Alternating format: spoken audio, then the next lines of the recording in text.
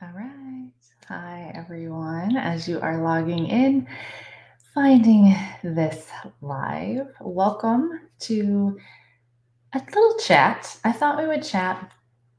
It's about something I hear about a lot. And I've talked about this before, but I have learned you never know about these algorithms and who sees what and all of that. So it's also one of those things that is always worth repeating and is a good reminder, especially if maybe you've just attempted and you thought it didn't go well. So, what I want to talk about today is this idea of practicing at home.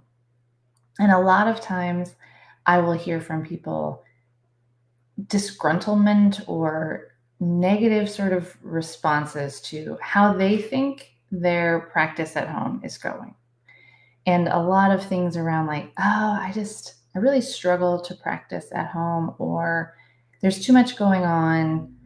Or one I get a lot is I don't ever feel like I do as much if I'm home by myself versus, right. And it's always in that type of setting. It's always a comparison of compared to the studio class. I don't do as much as I think I do when I'm in the studio. I have more going on at home than in the studio. It doesn't feel the same as in the studio. And I think that is the key to trying to reframe how we view our home practice. That it is going to be different than the studio inherently. And, I even have to shift how my practice is depending on if it's really just for me or if I'm recording or I'm live in a virtual class with other people. Those are different levels of what I need to have happen, right, in my home space. The live with people on, of course, then I am trying to take steps to minimize external noise or interruptions, that type of thing. Recording, I still am, but I can always edit something out. And then if it's my own practice, then that's totally different. And so you can do that a little bit too. But I don't even in this, how I want to talk about this with you all today, think that that is necessary. Unless you are similarly leading classes live and recording or whatever. But if you're just really thinking about that home practice and rolling out your mat and getting some time on the mat, I think we have to start first by saying it's at home. And that does mean it's going to be different. When I'm just practicing, I don't even shut the door to the studio. And so my dogs, right, will come in, give me a little kiss and head out. Or they'll come in and then, especially my lab, take up like the whole mat for himself, right? Kids, I might hear them running up and down the stairs or hear them in the kitchen getting cereal or dropping a spoon, right? I'll hear maybe my husband watching sports and being excited or mad, one way or the other, right? And I think there's a natural tendency to see that then as like, oh, I'm being distracted or this isn't the same. It's not the same vibe. But what I hope you'll start to adopt is something that I have begun to really actually enjoy is that I get to still hear those things while practicing. I get to have my dog come and give me a massive like lick on the face when I'm lying in Shavasana, right? I don't get to have that happen at the studio. It happened a little bit more when I was young, when my kids were younger. But every once in a while, right? My son especially might run in and be like, oh, he loves to Shavasana with the bolster and do all of that. And he might join for a little bit and then run off. Well, instead of saying, I don't have those distractions at the studio, can we reframe it to say, I don't get to have that happen when I'm at the studio. I don't get to have that exchange or for him to see that I'm practicing and that I'm valuing and prioritizing that, he doesn't get that exposure, that moment. When they're little and they want to, crawl on you like you're a jungle gym in Down Dog, or use you as a bridge and go under, can you maximize that and enjoy that time with them instead of seeing it as somehow less than and a distraction? Instead, it becomes part of how that home practice is and the charm of it, that it is different. And that's the point, is that it gives you something different that you don't get to have at the studio.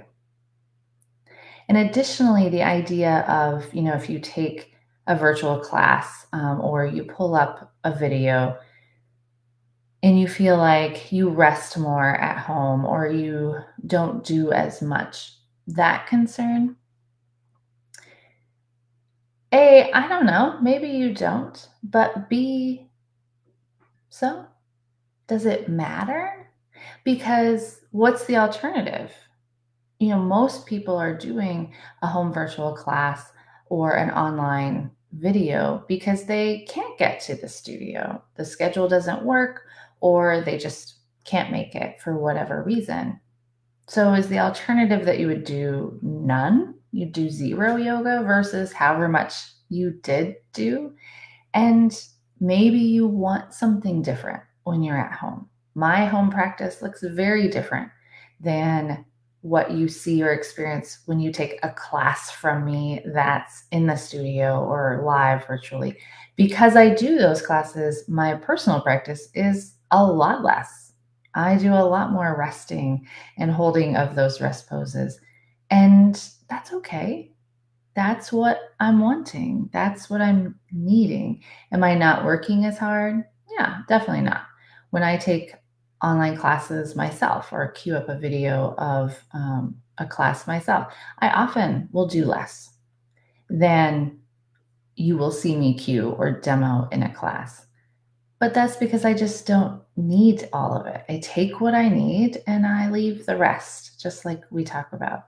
And instead of focusing on what we didn't do, can we reframe that to focus on what we did do and what we did stretch and the value we did get out of it?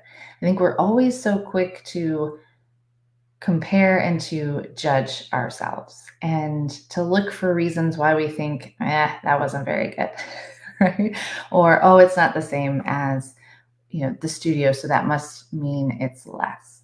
And instead, just trying to reframe a little bit.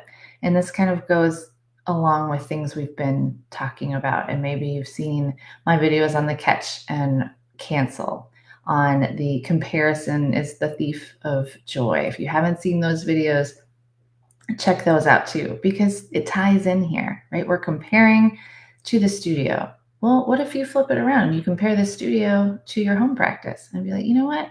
There's no puppies here, like taking up my mat and snuggling with me because they love the energy, right? There's no family noise around. I'm not surrounded by my family in our home. And I miss that in the studio. Like, can you reframe it that way, right? To see the perks of benefiting and practicing at home and viewing them not necessarily as distractions, but as a chance that as you're flowing to kind of smile and be like, yeah, right? I have that noise. I have that love. I have that whatever. And same thing with the how much work you're doing. A practice does not need to be hard to be valuable. A practice does not need to be an hour or an hour and a half to be valuable. How much did I do? Do I feel better? Great, right? Instead of trying to focus on, well, I didn't do that pose and I didn't hold this pose, or I took a rep. What did you get from the practice? What was the benefit? And focusing on that. All right. I hope you will enjoy your home practice. Let me know what struggles you're having or how you've reframed your home practice. Let me know. What do you need? Where are you at? What are you thinking? What do you want me to speak to? anything along those lines, I'm always happy to do that. And hopefully to provide you tips and info and motivation and inspiration and all of that stuff so that you can meet yourself on your mat, because that's what we're all about. All right, I will see you next time. Have a great one.